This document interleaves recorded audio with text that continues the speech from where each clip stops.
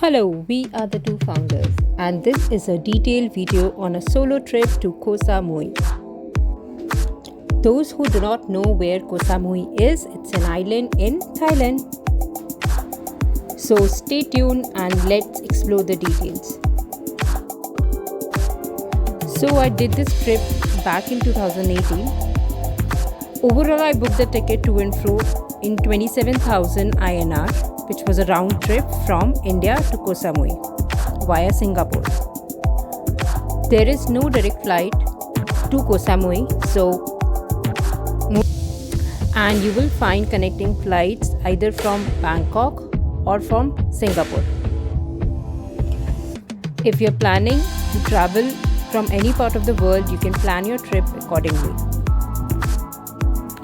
So I booked this ticket from Delhi to Koh Samui. I had connecting flights from two places.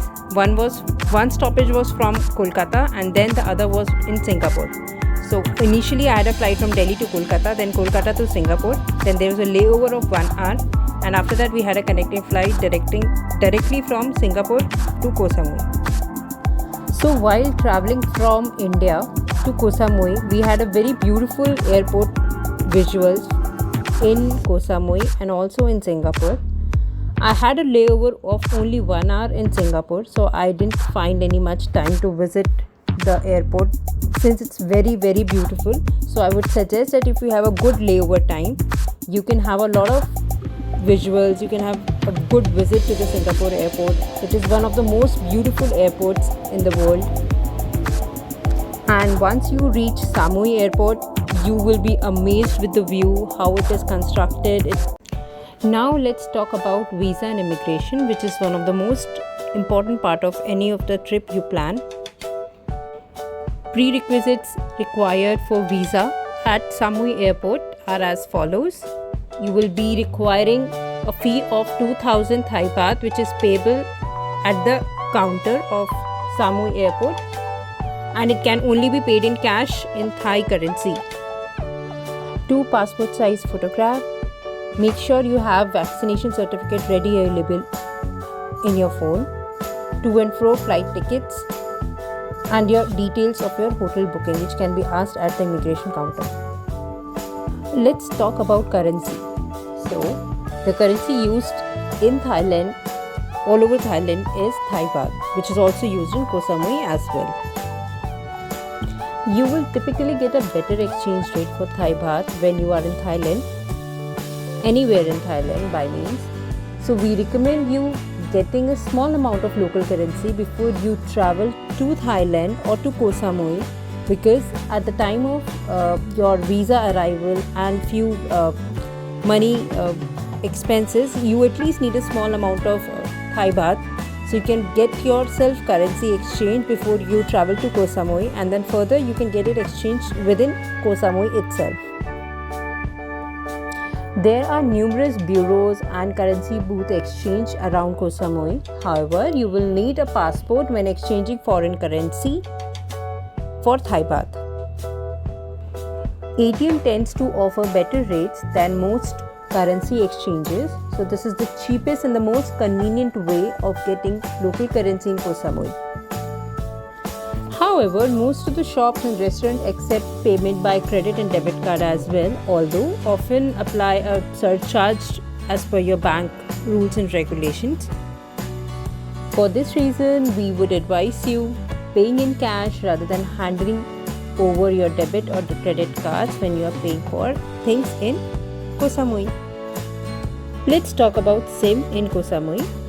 You can easily get SIM at Samui airport between 259 Thai baht to 1799 Thai baht, depending upon your usage and your stay in Koh Samui.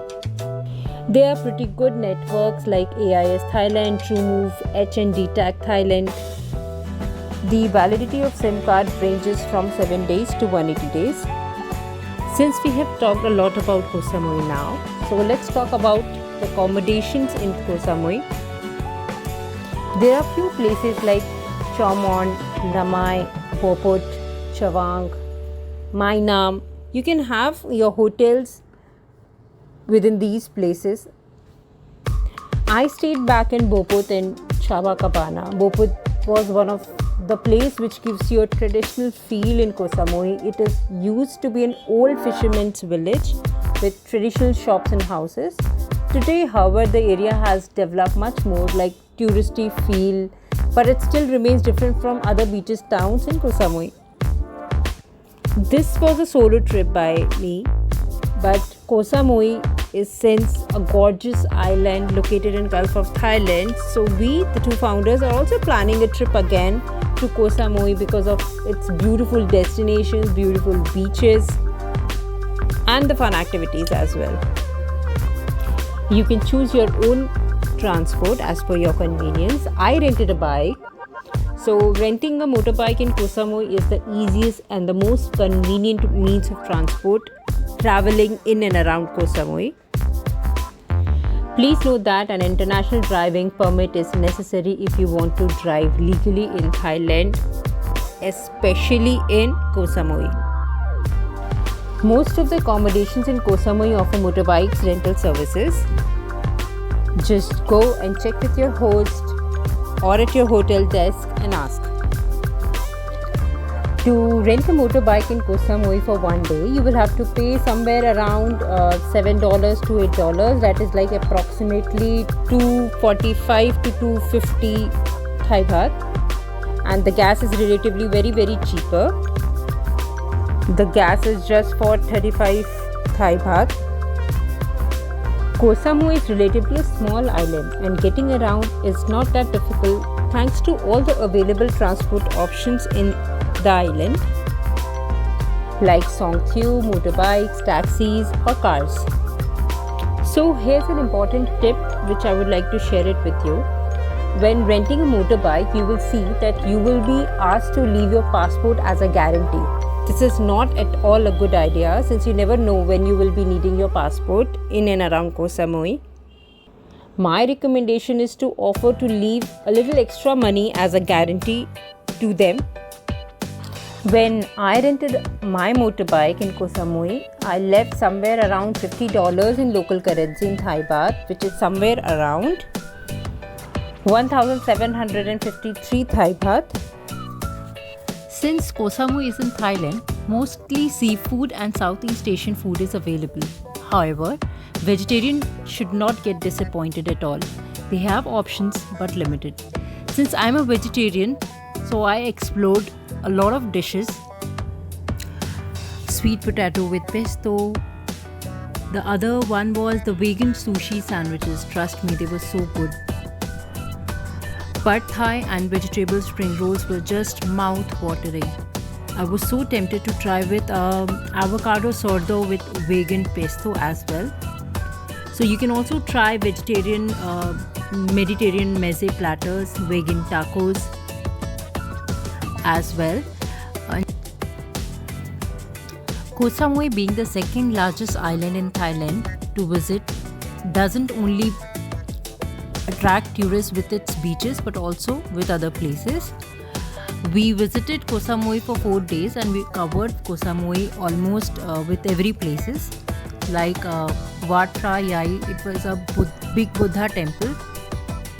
The temple witnesses various statues of Buddha in different forms and sizes. I also visited Fisherman Village, which is a street walking market. It has a lot of stalls and shops where you can buy your things. One of the beach was situated in South Coast, which offers a very interesting view. It was named as Hinta and Hinyai Rocks, which means grandpa and grandma in Thai. The rock formations inspired by similarities with human genitals. So this was an interesting place which I visited. Since Koh Samui is a hub of Buddhist devotees, so there are a lot of Buddhist temples in and around Koh Samui like Wat Phra Liam, Big Buddha Temple, Red Temple, Golden Temple, etc. Besides the countless temples, there are many other attractions to discover on the island. I'll be listing them down for you.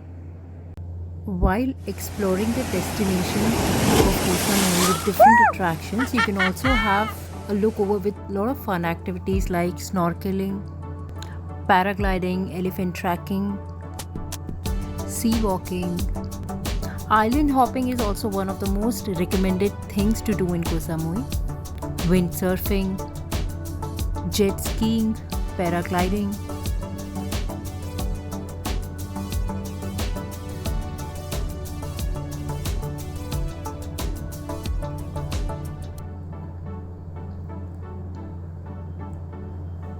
And bungee jumping. Since I traveled back in 2018, so my flight was booked somewhere around 27,000 INR and my whole trip costed me somewhere around 54,000 INR. I did a solo trip back then.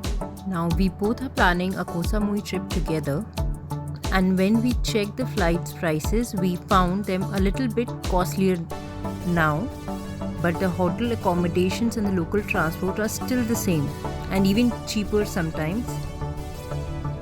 So if you're planning a solo trip, you can complete your trip somewhere around $900 to $1,000.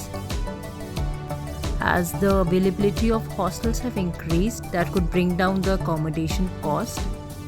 But if you're traveling as a couple, it would cost you somewhere above $2,000.